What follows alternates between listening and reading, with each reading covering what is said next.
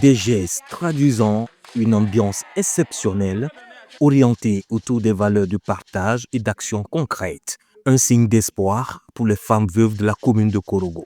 Initiée par Amandine Tumbo, présidente de l'ONG Golden Smile, cette rencontre de formation intitulée Empower Air, centrée sur l'autonomisation et le leadership féminin, a été offerte aux veuves dans le but de contribuer et de favoriser leur autonomisation économique et sociale au travers d'une politique de sensibilisation et de formation adaptée.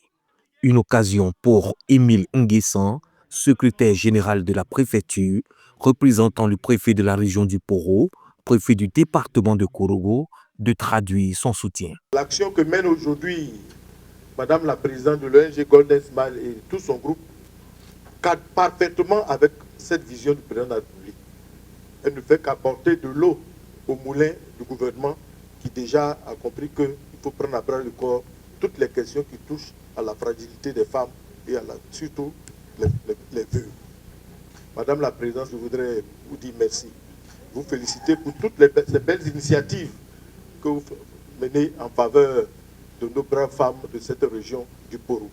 Ainsi, pour améliorer le statut vulnérable de ces veuves de la région, la présidente de l'ONG Golden Smile se voue à un principe clé qui a besoin d'engagement fort, de suivi et d'action substantielle.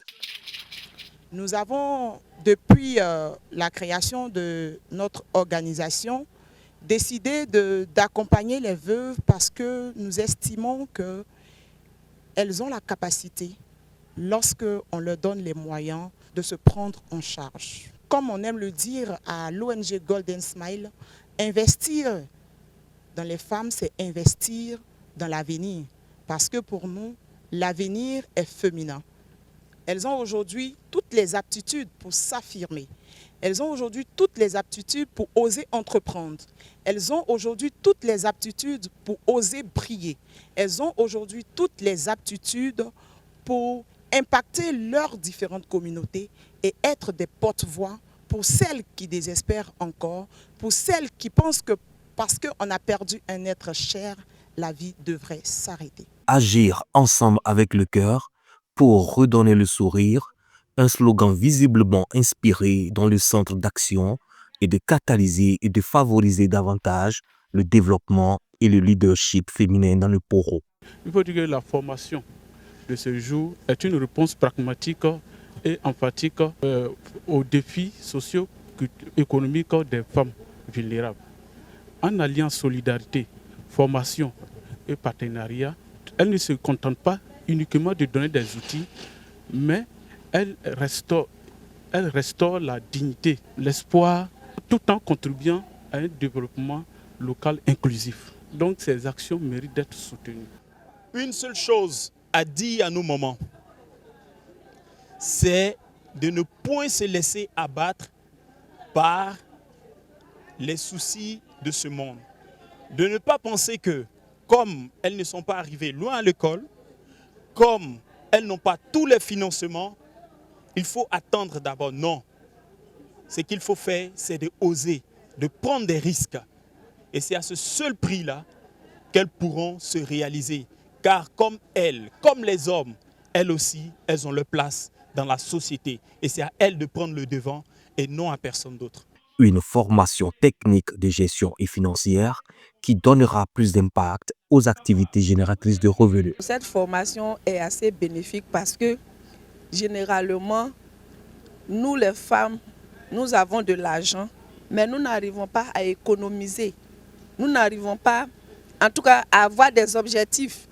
Pour nous, il faut vivre au jour le jour. Donc, on a de l'argent.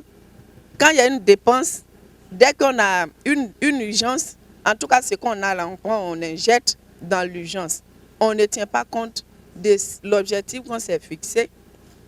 On ne tient pas compte du lendemain.